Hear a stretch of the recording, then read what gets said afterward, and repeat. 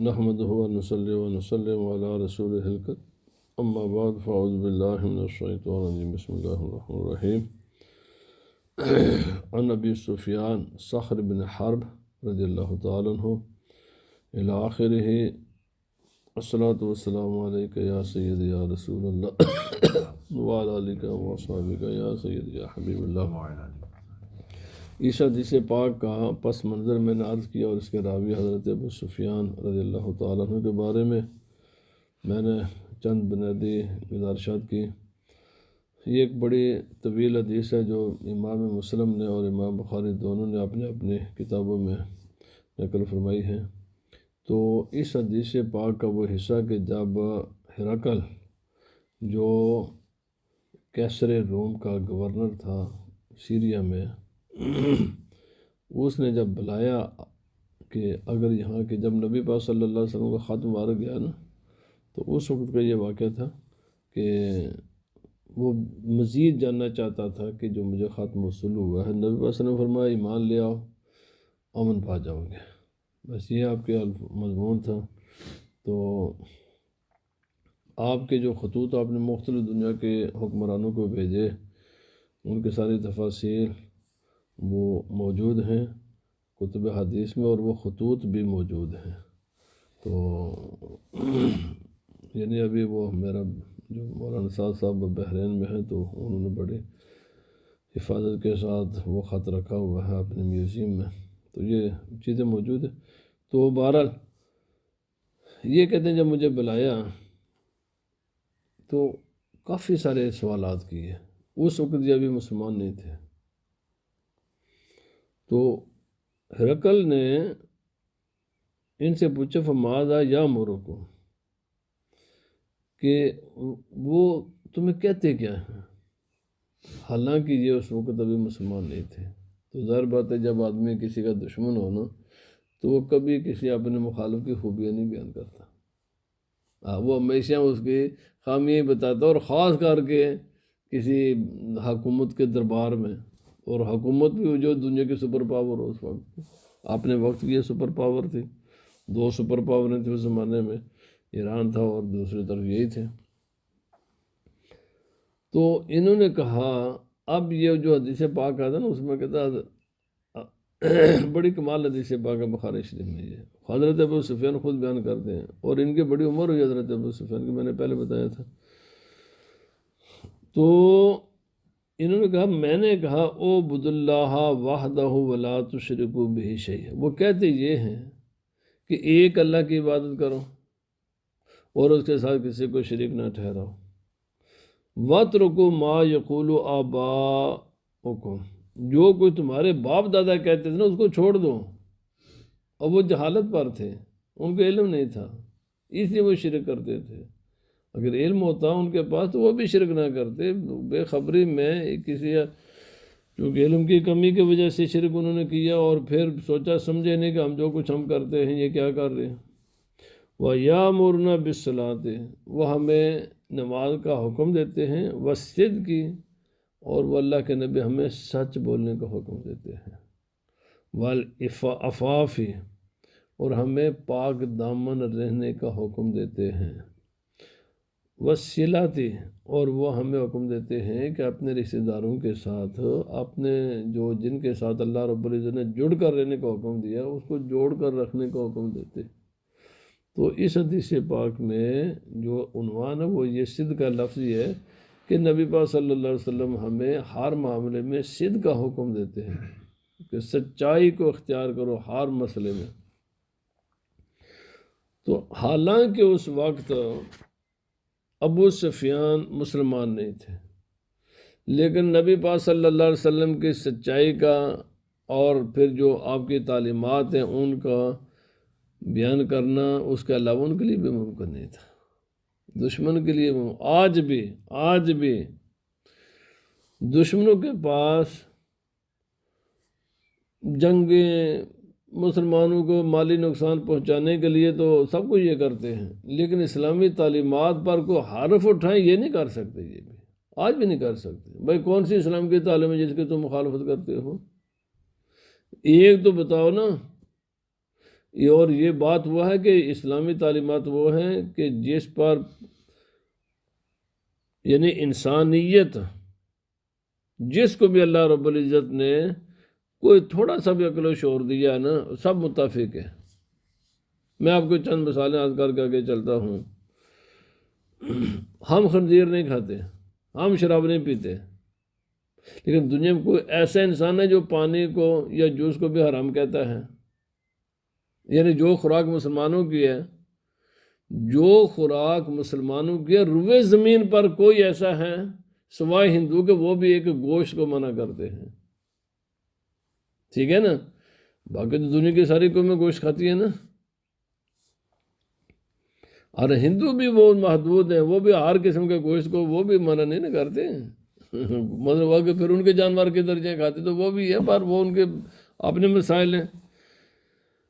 اچھا، ماں باپ کا ادب ہے اسلام میں؟ کوئی دنیا کی قوم ہے جو کہتے نہیں جی ماں باپ کا ادب نہیں کرنا چاہیے۔ ہمسائے کے ساتھ حسن سلوک کا حکم ہے اسلام میں، کوئی دنیا کی قوم ہے جو اس سے منع کرتی ہے۔ اسلام کی جو سچائی کا ہے، کوئی دنیا کی قوم ہے جو انہیں کہتے ہیں نہیں سچائی اچھی چیز نہیں۔ اور بھائی اسلام ہے ہی خوبیوں کا نام ہے، اور ہے ہی وہ چیزیں کہ دنیا کی قوموں کے سوا اس کے سوا راستہ ہی نہیں ہے۔ بات صرف یہ ہے کہ کچھ لوگ مان کر عمل کرتے ہیں، کچھ انکار کر کے عمل کرتے، اسی پر ہے، عمل اسی پر ہی کرتے ہیں۔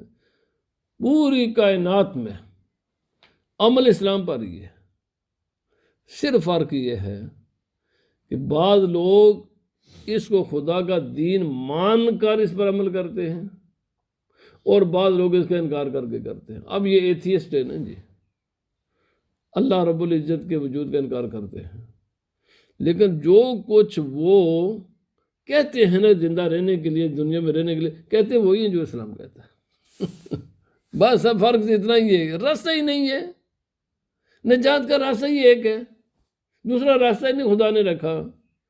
وہ الگ بات ہے کہ اس کو جو مان کر کرے گا اس کی دنیا بھی اور اس کی آخرت دونوں ٹھیک ہوتی ہے، اور جو نہ مانے آخرت وہ تباہ کرتا ہے، لیکن دنیا اس کے بغیر رہ نہیں سکتا۔ دنیا کا نظام اسلام کے بغیر چل نہیں سکتا۔ کوئی دنیا کے انسان، روئے زمین پر کوئی قوم یا کوئی ملک یا کوئی حکومت نظام چلا کر دکھا دے جو اسلام کا تو اس کے علاوہ، اور بھائی اسلام اچھا کون سا دنیا کا، یہ صرف نفس کی شرارتیں ہیں، اونلی نفس کی شرارت ہے۔ انسان کو شیطان تباہی کے گڑھے میں ڈالنا چاہتا ہے، اس کے علاوہ کچھ بھی نہیں ہے۔ کون روئے زمین پر ایسی قوم ہے جو نکاح کو پسند نہیں کرتی جی؟ یہ جو بڑیاں ذاتیاں دیتے ہیں نا، ان کی قوم میں نکاح کے علاوہ جو بھی نسل انسان کو بڑھانے کے طریقے ہیں، ان کے لیے بھی نفرت کے الفاظ ان کی زبان میں۔ یہ باسٹر کا لفظ انگلش میں اس کا مطلب کیا ہے؟ اگر یہ نفرت کی چیز نہیں ہے تو یہ لفظ لوگ نفرت کیوں کرتے ہیں؟ بات سمجھے نا؟ اور بھی اللہ کے بندوں راستہ ہی نہیں ہے اسلام کے سوا۔ اچھا، اسلام انسانی باڈی کو کور رکھنے کی حکم دیتا ہے نا جی۔ کون روئے زمین پر انسان ہے جو لباس کو پسند نہیں کرتا، جو لباس نہیں پہنتا؟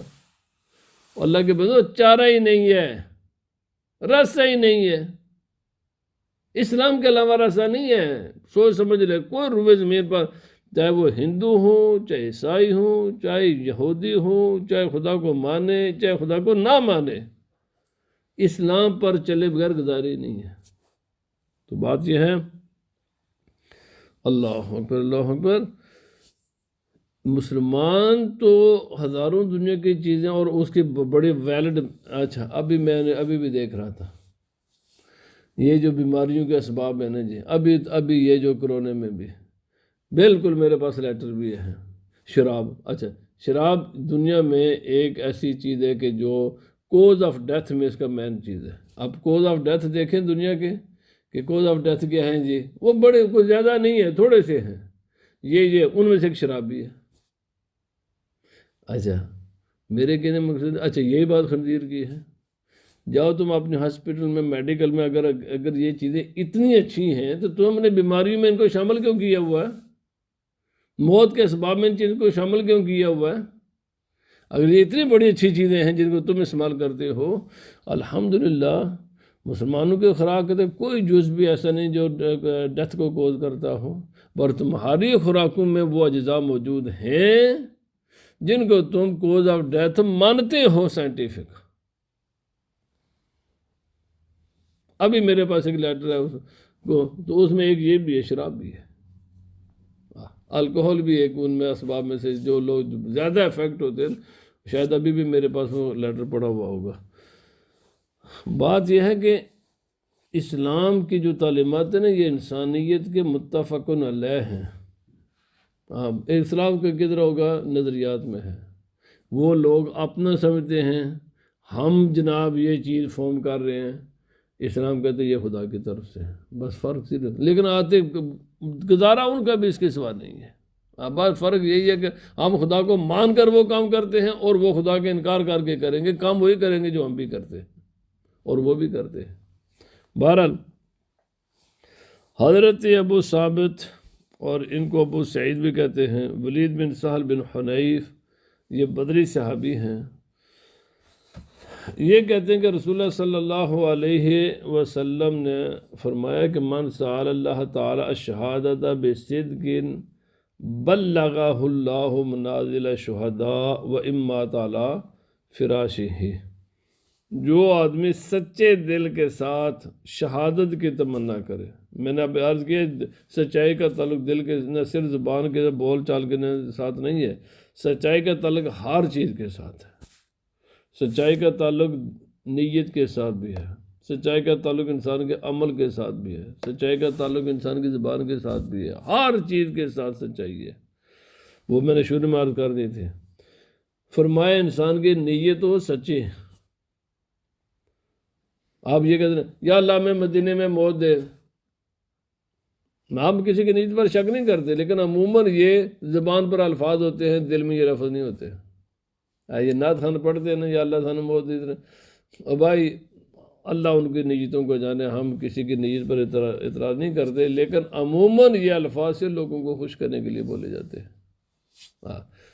یہ دل سے کیفیت، اگر دل سے کیفیت ہو تو مدینہ شریف تو دور ہے نا جی، اور موت بھی پتہ آئے گی کہ نہیں آئے گی، تو مدینے والے کا حکم ہے نا یہاں پر داڑھی سجا، تو داڑھی تو کیوں نہیں رکھتا پھر؟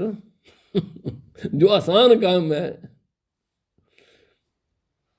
میرے لوگ حج کے لیے چلے جائیں گے، عمرے کے لیے جاتے ہیں مدینہ منورہ، او با جدھر جاتے ہو، نبی صلی اللہ علیہ وسلم فرمایا، یہ حدیث پاک ہے، فرمایا کئی لوگ قرآن پڑھتے ہیں، کئی لوگ نیکیاں کرتے ہیں، اور وہ نیکی ان پر لعنت بھیج رہی ہوتی ہے۔ کیوں لعنت بھیج؟ فرمایا تم قرآن پڑھتے، جو قرآن کہتا ہے وہ تو کر نہیں رہا، اور جو پڑھ رہا ہے وہ تو کر نہیں رہا، تو وہ لعنتیں بھیجے گا، مجھے پڑھتا کیوں جب اس پر عمل نہیں کرتا؟ اور بھائی ہو سکتا ہے تو برمنگم میں ہو تو کچھ اور مسئلہ، پر تو نبی پاک صلی اللہ علیہ وسلم کے سنتوں کے مخالف جا کے نبی صلی اللہ علیہ وسلم کے دربار میں کرے گا تو لعنتیں پڑیں گے نا، کہ خوش ہوں گے۔ ایک بیٹا کسی کا ہے، نظروں کے سامنے بھی نہیں ہے، اور وہ کوئی خلاف ورزی کر، اور ایک ہے جو سینہ تان کر اپنے ماں باپ کے سامنے کھڑے ہو کر ماں باپ کے نافرمانی کرتا ہے، ماں باپ کا دل زیادہ دکھتا ہے۔ تو بات یہ ہے کہ سچائی، سچے دل کے ساتھ یہ نیت ہو کہ اللہ مجھے شہادت دے، سچے دل کے ساتھ نیت سچی ہو۔ فرمایا اگر اپنے بستر پر بھی مر گیا نا تو وہ شہید ہی ہوگا۔ حضرت خالد بن ولید رضی اللہ تعالیٰ عنہ سچے دل کے ساتھ لڑتے تھے، لیکن آپ کا جو ہے نا موت بستر پر ہوئی ہے، سیف من سیوف اللہ ہے، لیکن چونکہ نیت سچی تھی لڑتے تھے۔ تو جو آدمی سچے دل کے ساتھ، سچی نیت کے ساتھ شہادت کی تمنا کرے، اگرچہ بستر پر مرے گا، قیامت کی طرف وہ شہید میں اٹھایا جائے گا۔ یہ کہتے ہیں نا یہ مشہور علماء کا ایک قول ہے، وہ کہتے ہیں آدمی ہو ہندوستان میں اور دل ہو مدینہ طیبہ میں، یہ بہت بہتر بات ہے۔ آدمی ہو ہندوستان میں اور دل ہو مدینہ طیبہ میں، یہ بہتر ہے اس سے کہ آدمی ہو مدینہ طیبہ میں اور دل ہو ہندوستان میں۔ یہ اسے بہتر ہے۔ اس مدینہ منورہ کا آپ کو کیا فائدہ دے گا کہ جب آپ بیٹھے تو مدینہ منورہ میں دل آپ کا لگا ہوا انتظام میں۔ بہتر آپ دنیا کے کسی بھی خطے میں ہوں تو بھائی ان کا دل کے ساتھ تعلق پیدا کرو۔ اور آگے حدیث حضرت ابو ہریرہ، یہ لمبی حدیث پاک ہے، انشاءاللہ کل یہ باب بھی ختم کریں گے اور کل یہ چیپٹر انشاءاللہ ختم ہو جائے گا، چونکہ یہ تو ذرا سی لمبی ہے تو پھر بات لمبی ہو جائے گی۔ اللہ تعالیٰ ہمیں عمل کی توفیق عطا فرمائے۔ الصلاۃ والسلام علیک یا سیدی یا رسول اللہ وعلی آلک و اصحابک یا سیدی یا حبیب اللہ۔ الصلاۃ والسلام۔